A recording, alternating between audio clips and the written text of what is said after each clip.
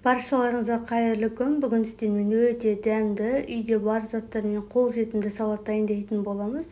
Бізге ең алдымен капуста қажет. Осылай бірнеше бөлшектерге бөліп, майда етіп ұсақтап турап алатын боласыздар.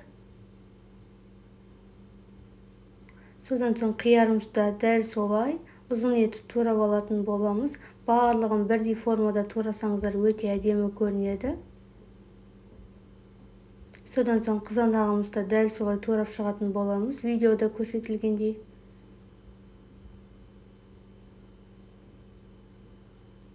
Нағыз жаз мезгіліне арналған өте дәмді салат шығады. Сіздер де жасап көріңіздер.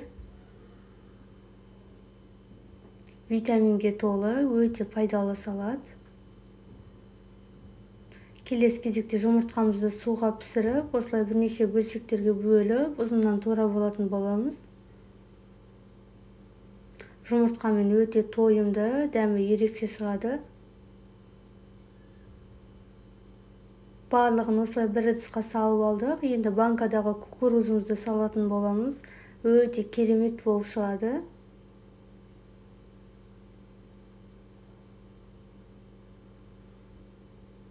Енді дәміне қарай тұз қосатын боламыз. Салатты дәл осылай қалдырып, майонезсіз жесеңіздер де болады.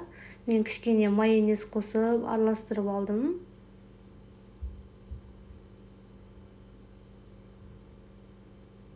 Осылай барлығын толықтай араластырып шығатын боламыз.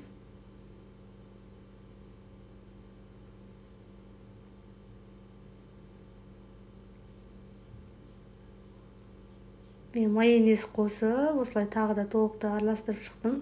Өте дәмді салат шықты. Видео ұнаса лайк басып, комментарий қалдырып кетіңіздер. Менің каналыма тіркелуді ұмытпаңыздар.